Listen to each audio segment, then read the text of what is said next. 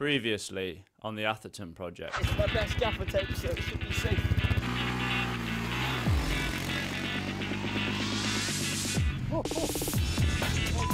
One of the most fun straights I've ever ridden. No one's allowed in the room if they've not got a pan on the head.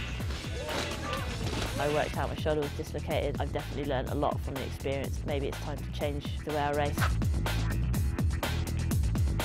Making a hat for Nancy out of an elastic band and a yogurt carton. Yeah, nice. I think he likes it. It's like a poo. I don't think he can breathe. Muzzle.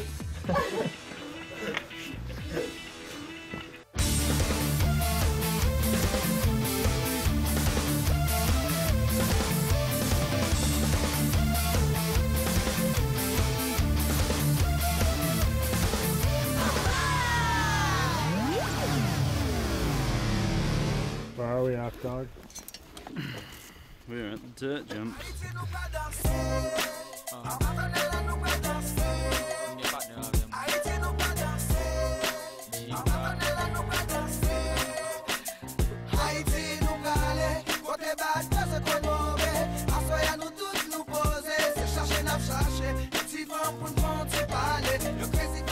How's your brother? Bit better than me, if I'm deadly honest. Who's better at dirt jumping between me and Affy? Hard to say, really. He's better at getting through them and looking good and doing them. I'm pretty good at casing them. Another problem with Affy is that he gets distracted, you know. I'm good at focusing on just riding them, but Affy gets distracted by like going and building them and stuff. And like getting his shovel out, and I rarely pick a spade up, to be honest. Have you ever? I have, yeah. What was that? When I was younger. hung out with you a lot, dude. Yeah. I haven't really since I've known you in the last 4 years or so.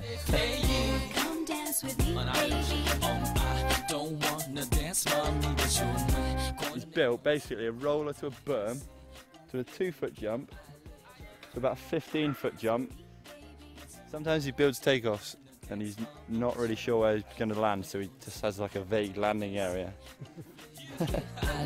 So now I'm getting tipsy, man, deep in the Caribbean. Keep this little hottie body move like a gypsy dance. Is you Indian? Since she mixed with ice in. I'm Haitian to work and I ain't even tripping. I like that line.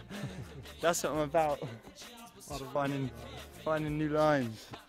Not always riding the same line. Affy's been on the same line every time pretty much. Look at that lip there, Affy. Look at that lip at the top of it.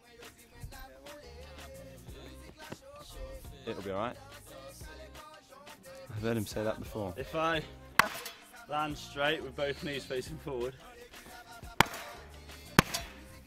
then I'll try it. Affy hit it first time and flipping dialed it, you know. He had a few runs at it and then just managed to get through it perfectly. And the second time he tried it, he kind of turned in the air and he disappeared out of sight from me with his legs like above his head almost and kind of going in backwards, and he landed awkwardly and he hit a bank with his head as well, you know, which made it a lot worse, and that's when it all started, you know. That's when the injury happened. Fuck. Shit, I need to get out of here. Hi there, I need an ambulance, please. Someone's had a crash on their bike and there's a bit of a neck injury. As soon as I hit the floor after crashing, I knew that something bad had happened, you know. Like, I think the pain was, you know, definitely something that I listened to, and I'm pretty glad that I didn't try and walk. How's it feel? Like fucking kill. Is it changing at all or not? It's getting more and more painful. What, when you try and move it or anything? I can't move it for shit. Really? I can't really swallow or anything. Is it all at the back? Yeah. Did it whip sideways? Straight onto the top. You can see like a dent in the Dent in the air. How the fuck did I try it? Because you're rad? I basically took off and I was in the air, jumping that jump, landed from like up in the air off this from probably like and I jumped off 15 or 20 foot. It's not very tight, sorry mate. No. Sorry. It's not designed for comfort, I'm afraid. Right. It's the best we're gonna do. Okay. Alright? Yeah. Well.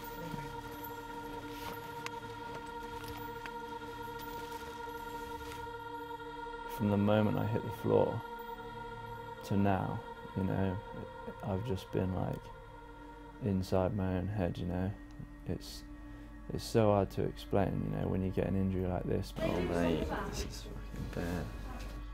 Shit, I shouldn't have tried it. Wow, there's no point in saying that, is there? Just one of them things. You had it perfect the first time. Yeah, I knew I was going to say that. That was the problem though, because I didn't case it first time, so I was like, oh, it's easy. I do too much shit in a day. What did you do today? Woke up, went out digging, did sprints, did some more digging, rode downhill, did some more digging, went to the trails, crashed like fuck, didn't rest much.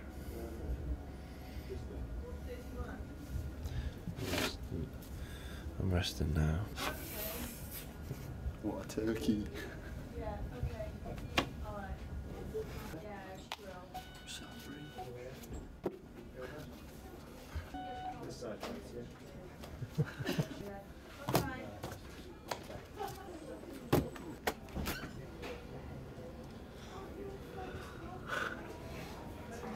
The doctor came back. He basically said that I was really lucky to still be alive. It came out on the x-ray that I'd broken one of my vertebrae. I'd basically fallen on my head so hard that I'd broken my C1 into 4 pieces. If one of those pieces had gone near the nerves and severed the nerves, then that would be me dead, you know, because the thing that tells your lungs to operate comes through your C1, and I'm just so lucky that I'm all right and that I can carry on with life as normal. We've been lucky, and he's escaped it. You know, it's scary. Compared to, you know, what could have happened and how lucky we all are, then everything's going well. That's Nurse G.